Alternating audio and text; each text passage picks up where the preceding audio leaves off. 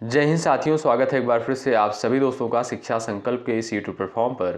कैसे हैं आप सभी दोस्त? आशा करते हैं कि आप लोग बहुत ही अच्छे होंगे और बीएड एंट्रेंस एग्ज़ाम 2025 की तैयारी में लगे होंगे। साथियों, आज की क्लास आपके लिए बेहद इंपॉर्टेंट होने वाली है। यहाँ पर हम लोग कवर करने वाले हैं साइंस के टॉप मोस्ट इंपॉर्टेंट क्वेश्चन को, जो कि बीएड प्रवेश परीक्षा के लिए इम्पॉर्टेंट है। दोस्तों, यहाँ पर साइंस के 50 प्रश्नों को कवर किया गया है और ये सभी प्रश्न जो है सेलेक्टेड हैं, एग्जाम के लिए महत्वपूर्ण हैं। आप लोग पूरे धैर्य के साथ अंत तक बने रहिएगा, हर एक सवाल का आंसर देते हुए कमेंट बॉक्स में चलिएगा। आइए शुरू कर लेते हैं। जो भी साथी चैनल पर नए हैं, आप किसी भी स्टेट से हैं, उस स्टेट की यदि बीएड प्रवेश परीक्षा की तैयारी कर रहे हैं, जरूर जुड़ जाइएगा। निश्चित रूप से यहाँ से आपको हेल्प मिलेगी। पहला सवाल आपके स्क्रीन पर है, रक्त में एंटीबॉडी एवं एंटीजन के अध्ययन को क्या कहा जाता है? Histology, gynaecology, serology, biology. प्रयास कर सकते हो आप सभी प्यारे साथी आंसर देने के लिए। रक्त में एंटीबॉडी एवं एंटीजन के अध्ययन को क्या कहा जाता है? आप कहोगे सर सीरोलॉजी कहते हैं। ऑप्शन नंबर 3 बिल्कुल राइट है। अगला सवाल देखो, पारसेक जो है किसकी इकाई है? पेपर में पूछा गया सवाल, सभी लोग आंसर दे दो।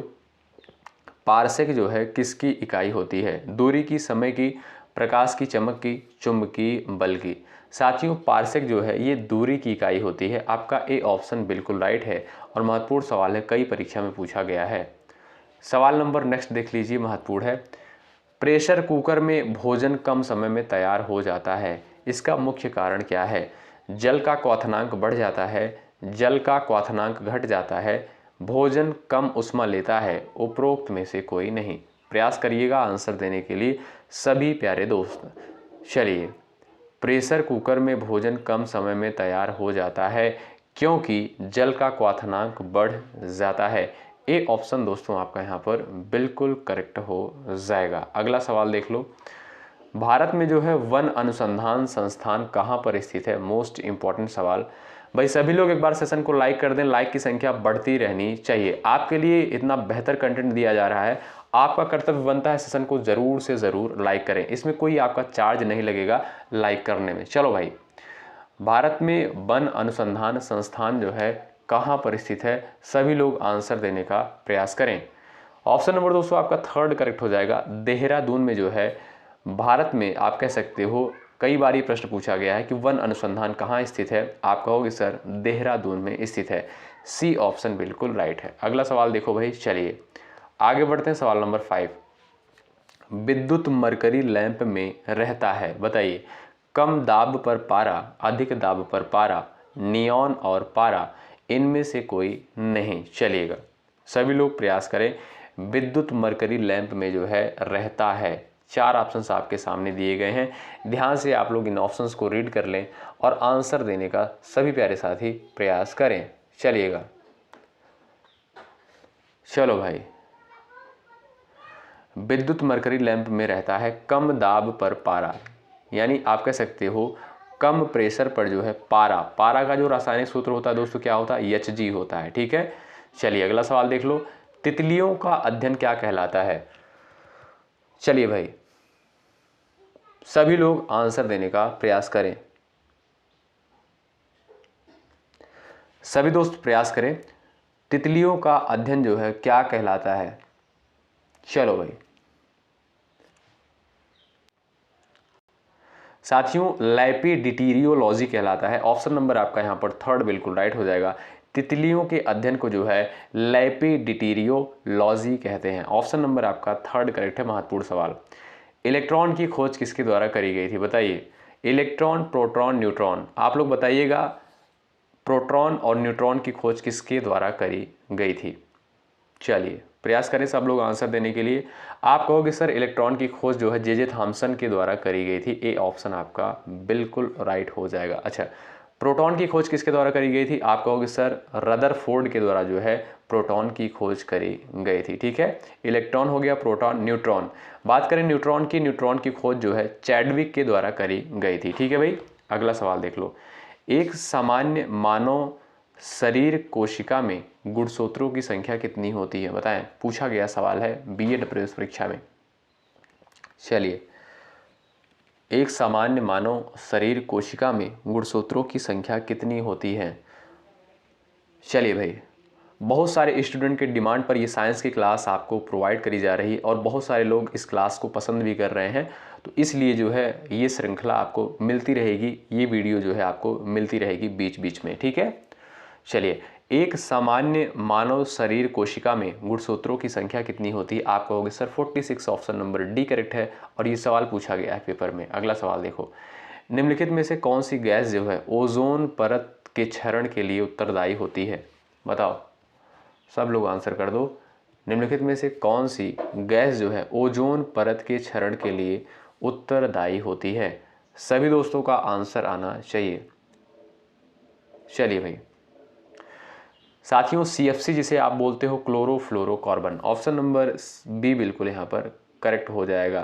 क्लोरोफ्लोरोकार्बन एक ऐसी गैस है जो ओजोन परत क्षरण के लिए उत्तरदायी होती है। बी ऑप्शन आपका करेक्ट है। अगला सवाल देखें, स्थिर पानी में जो है मिट्टी का तेल डालने पर मच्छर कम होते हैं क्योंकि यह प्रजनन में बाधा डालता है, मच्छरों के लिए उच्च विष है, लार्वा में सांस में बाधा डालता है, मच्छरों को भगाता है? बताएं, सभी लोग आंसर करें। स्थिर पानी में जो है मिट्टी का तेल डालने पर मच्छर कम होते हैं। चलिएगा, सभी लोग प्रयास करें, आंसर दे सकते हो। ऑप्शन नंबर दोस्तों यहाँ पर थर्ड बिल्कुल राइट हो जाएगा, लार्वा के सांस में बाधा डालता है।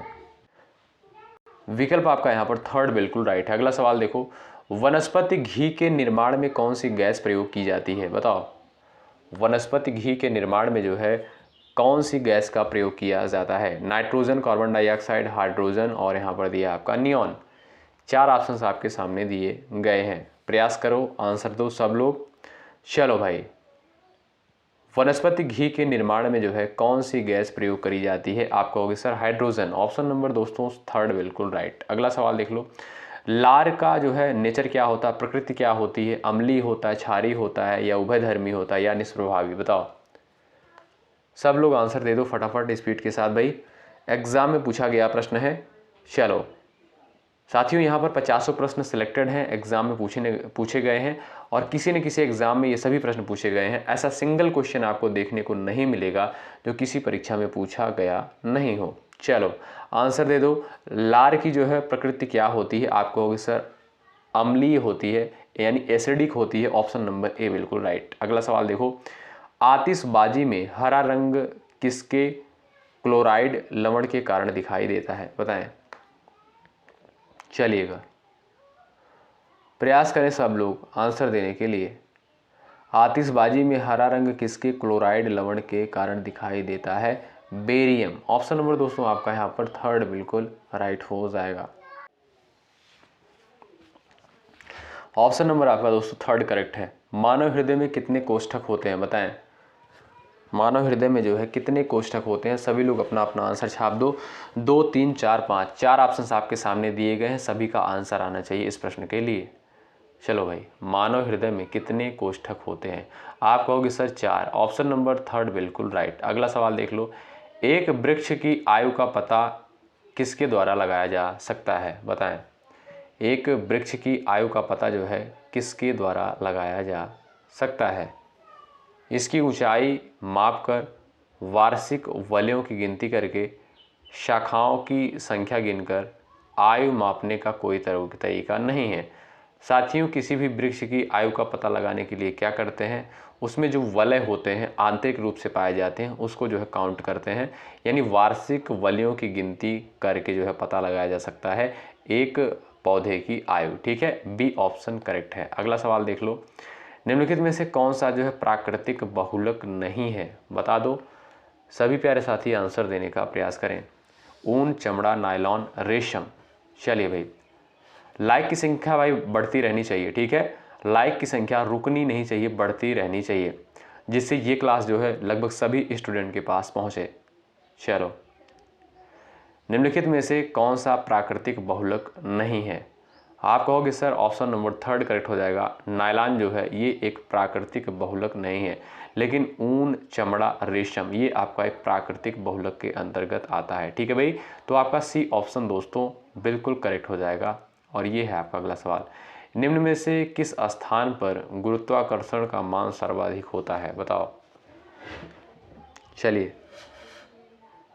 किस स्थान पर जो है गुरुत्वाकर्षण का मान जो है सर्वाधिक होता है, प्रयास कर दो, सब लोग आंसर दे दो। चलो भाई, आप कहोगे सर अंटार्कटिका के कैंप में। ऑप्शन नंबर डी बिल्कुल करेक्ट है। अगला सवाल, केल्विन मापने से, यहाँ पर दिया है केल्विन पैमाने से मानव शरीर का सामान्य तापक्रम कितना होता है, बताएं। चलिए, केल्विन पैमाने से मानव शरीर का सामान्य तापक्रम कितना होता है, 310। ऑप्शन नंबर डी करेक्ट है। सवाल नंबर 19 का आप लोग आंसर दीजिएगा। किसी वस्तु का प्रतिबिंब मनुष्य की आंख में कहाँ पर बनता है, बताएं। कॉर्निया, आइरिस, प्यूपिल और रेटिना। प्रयास करिएगा आंसर देने के लिए, एग्जाम के लिए महत्वपूर्ण सवाल है। किसी वस्तु का प्रतिबिंब जो है मनुष्य की आंख में कहाँ पर बनता है, रेटिना पर। ऑप्शन नंबर दोस्तों आपका डी बिल्कुल यहाँ पर राइट। अगला सवाल देखो, एड्स जो है किससे होता है, जीवाणु से, फफूंद से, कृमि से, विषाणु से। प्रयास करो, आंसर दो सब लोग। चलिएगा, किसके कारण जो है एड्स होता है, विषाणुओं से, यानी ऑप्शन नंबर आपका डी बिल्कुल करेक्ट हो जाएगा। साथियों, एड्स दिवस जो है प्रत्येक वर्ष 1 दिसंबर को मनाया जाता है, ये भी इंपॉर्टेंट है, एग्जाम में पूछता है। अगला सवाल देखें, प्रकाश संश्लेषण में जो है पौधे कौन सी गैस का अवशोषण करते हैं, बताएं। Carbon dioxide, oxygen, nitrogen, hydrogen, बताएं। सभी लोग आंसर दे दें। प्रकाश संश्लेषण में जो है पौधे कौन सी गैस का अवशोषण करते हैं। चलो भाई, आंसर दे दो सब लोग।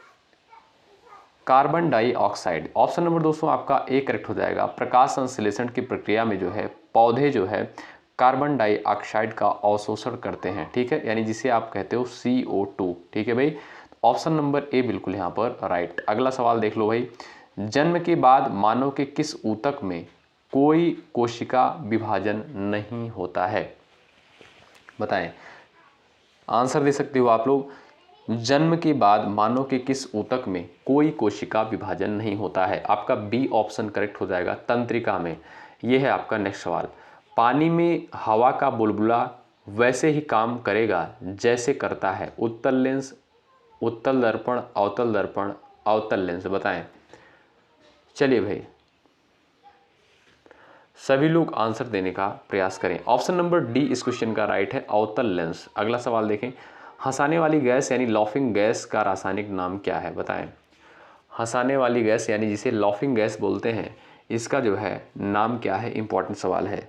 चलिए, methane, nitrogen, nitrous oxide, helium. Option number आपका थर्ड करेक्ट हो जाएगा। नाइट्रस ऑक्साइड को दोस्तों लॉफिंग गैस बोलते हैं। अगला सवाल देखें, कौन सा विटामिन जो है प्रतिरक्षा प्रदान करता है, बताएं। Vitamin A, vitamin C, vitamin E और विटामिन के। जवाब देने का प्रयास करें, कौन सा विटामिन जो है प्रतिरक्षा प्रदान करता है। चलो भाई, प्रयास करो सब लोग। ऑप्शन नंबर दोस्तों आपका ए करेक्ट हो जाएगा, विटामिन ए जो है प्रतिरक्षा प्रदान करता है। अगला सवाल देखो, पादप विज्ञान की शाखा कवक शास्त्र में किसका अध्ययन किया जाता है, बताएं। फफूंद का, कीट का, पादप का, शैवाल का।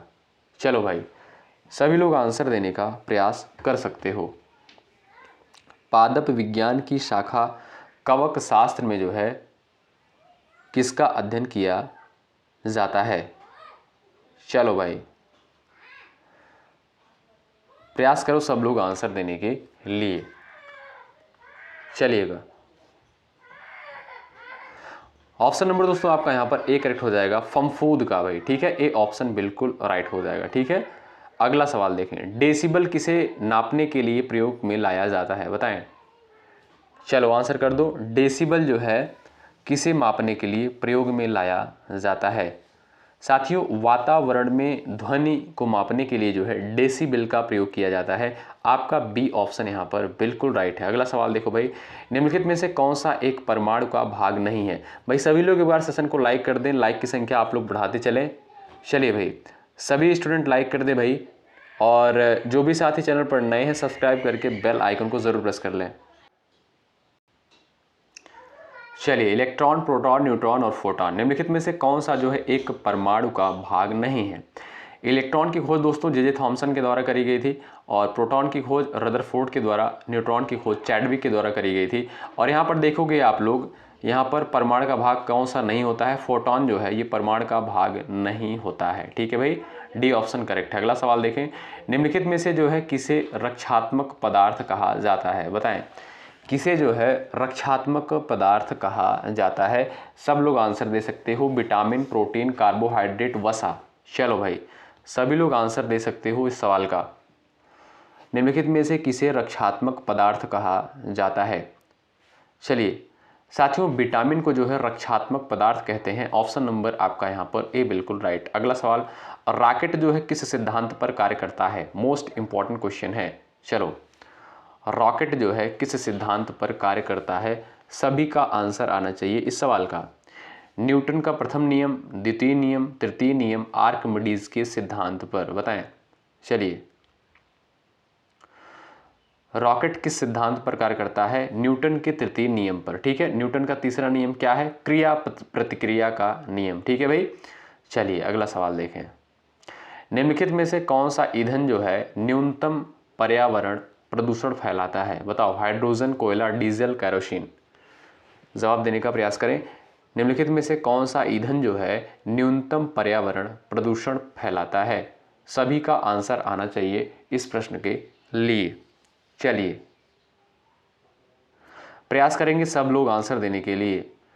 कौन सा ईंधन जो है न्यूनतम पर्यावरण प्रदूषण फैलाता है, आप कहोगे सर हाइड्रोजन। ए ऑप्शन दोस्तों आपका बिल्कुल यहां पर राइट है। अगला सवाल देख लो, मानव की उत्पत्ति किस युग में हुई थी, बताएं।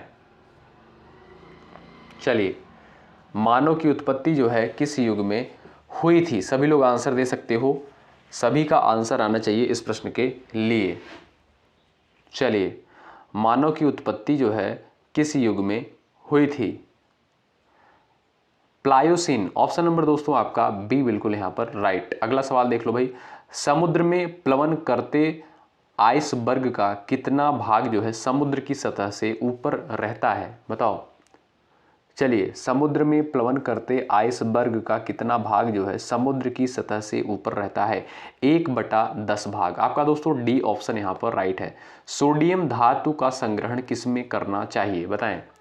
सोडियम धातु का संग्रहण जो है किस में करना चाहिए, अल्कोहल, HCl, जल, मिट्टी का तेल, बताएं। सब लोग आंसर दे सकते हो। सोडियम का संग्रहण जो है किस में किया जाता है, सभी लोग आंसर दे सकते हो। चलो, मिट्टी के तेल में। ठीक है दोस्तों, डी ऑप्शन आपका यहाँ पर राइट हो जाएगा।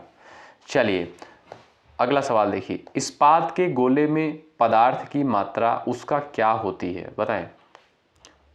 चलिए, इस्पात के गोले में पदार्थ की मात्रा जो है उसका क्या होती है, वजन, द्रव्यमान, घनत्व, आयतन।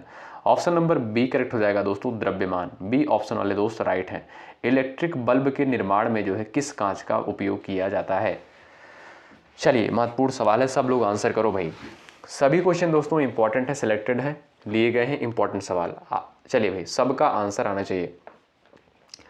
इलेक्ट्रिक बल्ब के निर्माण में किस कांच का उपयोग किया जाता है, जवाब दो सब लोग।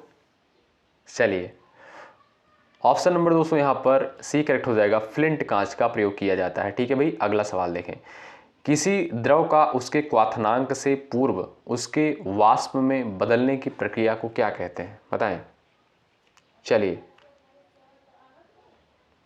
किसी द्रव का उसके क्वथनांक से पूर्व उसके वाष्प में बदलने की प्रक्रिया को जो है क्या कहते हैं, वाष्पीकरण कहा जाता है दोस्तों।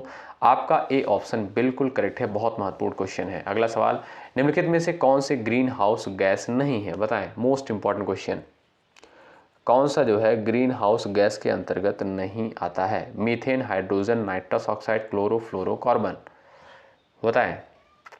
प्रयास करें आंसर देने के लिए।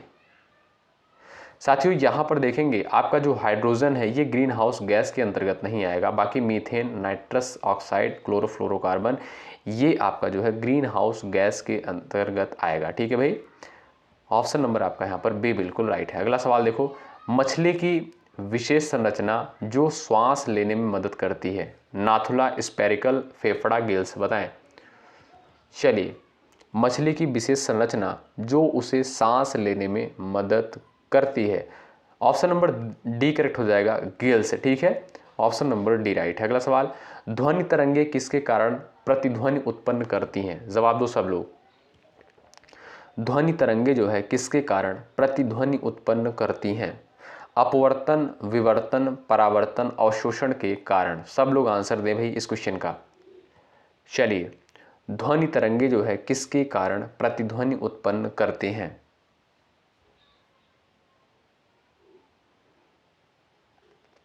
ऑप्शन नंबर दोस्तों यहां पर आपका सी करेक्ट हो जाएगा, परावर्तन के कारण। ठीक है, ध्वनि तरंगे किसके कारण प्रतिध्वनि उत्पन्न करती हैं? आप कहोगे सर परावर्तन के कारण। अगला सवाल देखो, फलों के रस को सुरक्षित रखने के लिए निम्न में से किसका उपयोग किया जाता है? Important question. चलिए, फलों के रस को सुरक्षित रखने के लिए जो है निम्न में से किसका उपयोग किया जाता है? सभी लोग प्रयास करें आंसर देने के लिए। आपका राइट आंसर हो जाएगा दोस्तों सोडियम बेंजोएट का। ठीक है, सोडियम बेंजोएट का उपयोग किया जाता है फलों के रस को सुरक्षित रखने के लिए। आपका डी ऑप्शन दोस्तों यहां पर राइट। अगला सवाल, मानव शरीर के किस अंग की हड्डी सबसे लंबी होती है? चलिए, मानव शरीर के किस अंग की हड्डी जो है सबसे लंबी होती है? सब लोग प्रयास करो आंसर देने के लिए। मेरुदंड, जांघ, रिब केज, भुजा। चलो भाई आंसर दे दो सब लोग। मानव शरीर के किस अंग की हड्डी जो है सबसे लंबी होती है? आप कहोगे सर जांघ की हड्डी जो है सबसे लंबी होती है, बताइएगा। अच्छा, सबसे लंबी हड्डी कौन सी होती है, सबसे छोटी हड्डी कौन सी होती है? आप लोग कमेंट बॉक्स में जरूर लिखिएगा। ठीक है, चलिए अगला सवाल, इंद्रधनुष में किस रंग का विक्षेपण अधिक होता है? बताओ। चलिए आंसर देने का प्रयास करेंगे आप सभी दोस्त।